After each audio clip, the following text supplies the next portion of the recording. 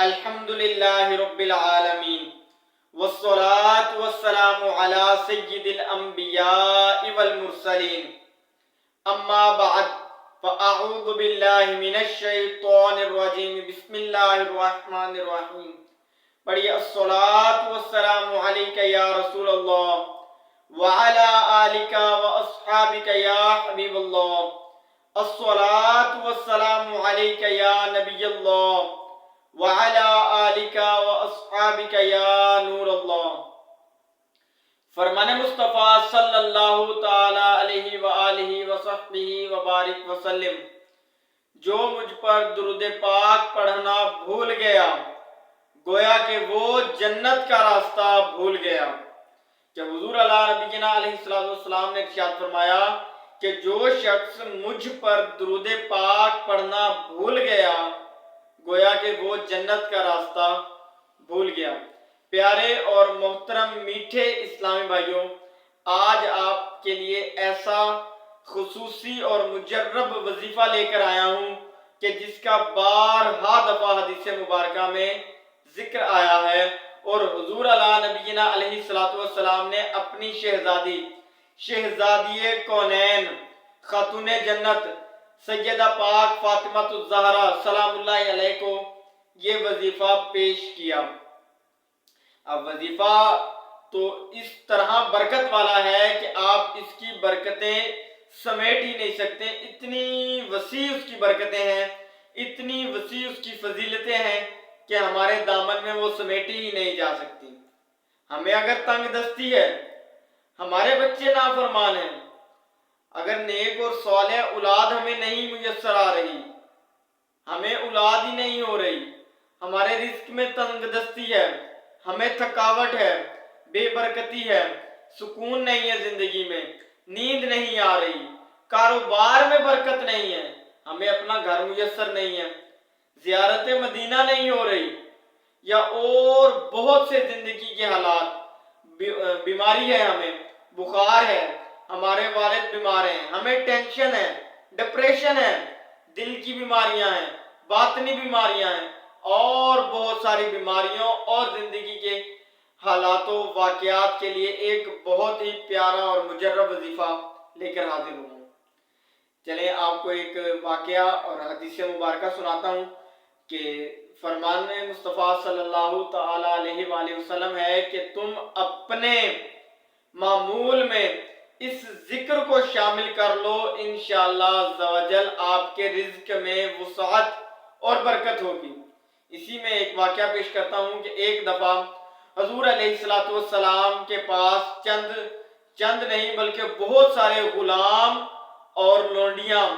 مطلب کہ بہت سارے غلام اور کنیزیں جو تھی نا، وہ حضور کی خدمت میں پیش کی گئیں۔ اب ہوا کچھ یوں کہ آپ کی جو شہزادی ہے سیدہ کونین خاتون جنت فاطمہ الزہرا سلام اللہ علیہ، اب وہ جب گھر کا کام کرتی تھی تو ہاتھوں پر چھالے پڑ جاتے تھے،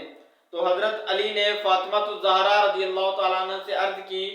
کہ آپ حضور علیہ نبینا علیہ السلام کے پاس تشریف لے جائیں اور ان سے عرض کریں کہ حضور ہمیں بھی ایک کنیز سے نواز دیجئے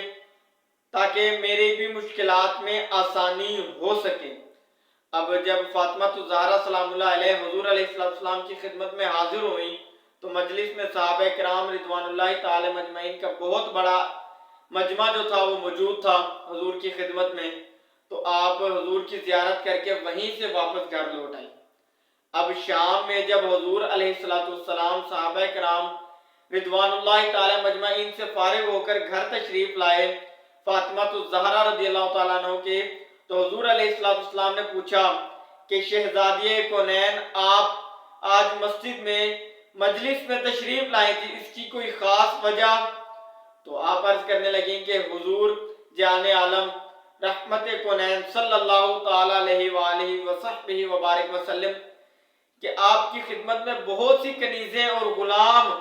نذرانہ تر پیش کیے گئے ہیں، تو ان میں سے ایک کنیز ہمیں بھی عطا کر دیں، ہمارے ہاتھوں میں چھالے پڑ گئے، اور حسنین کریمین اور بچوں کی خدمت، اس کے علاوہ گھر کے کام کاج کے لیے ہماری مدد ہو جائے گی۔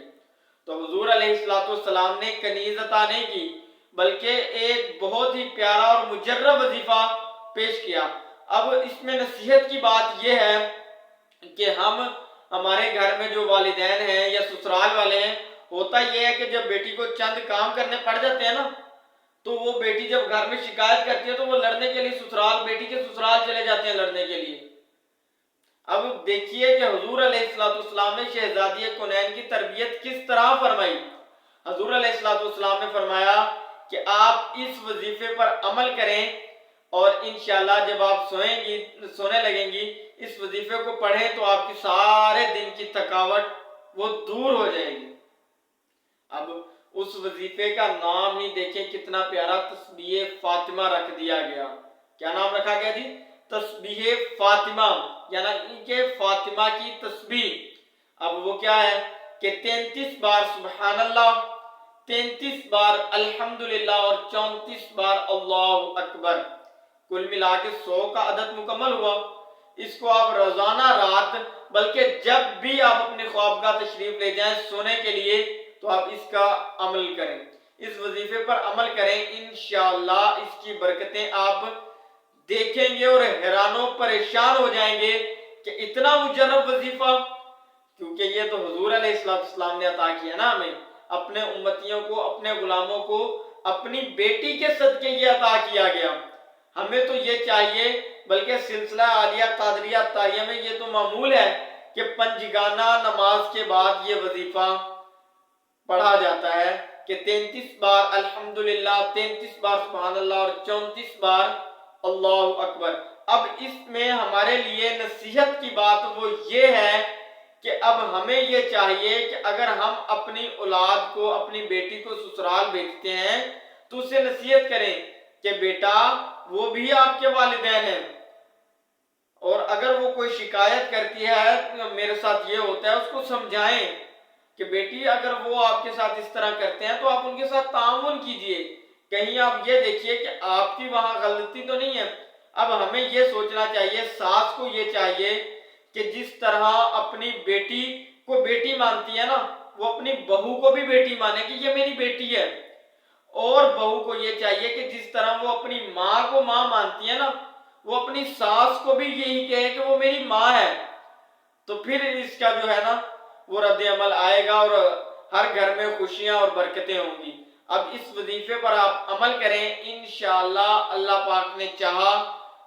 تو آپ اس پر عمل کر کے دیکھیں، آپ کے گھر میں برکتیں اور رحمتوں کا ڈھیر نزول ہوگا۔ آپ کے بچے بیمار ہیں، آپ خود بیمار ہیں، گھر میں برکت نہیں ہے، روزی میں برکت نہیں ہے، اور جتنی بھی زندگی میں آپ کی معمول میں پریشانیاں، ان سب کا حل ہوگا۔ بس اس پر عمل کیجئے کہ ہر پنجگانہ نماز کے بعد تسبیح فاطمہ پر عمل کیجئے، اس کو پڑھیے، اور جب بھی آپ اپنے خوابگاہ تشریف لے جائیں اور اس پر عمل کیجئے۔ یہ وظیفہ بہت پیارا ہے کہ 33 بار سبحان اللہ، 33 بار الحمدللہ اور 34 بار اللہ اکبر، اس پر عمل کیجئے۔ انشاءاللہ اللہ پاک نے چاہا تو آپ اس کی برکتیں اور رحمتیں دیکھیں گے۔ واللہ تعالی اعلم ورسولہ اعلم، عز وجل وصلی اللہ تعالی علیہ وآلہ وصحبہ وبارک وسلم۔ اے کاش کہ تیرے دل میں، اے کاش کہ تیرے دل میں اتر جائے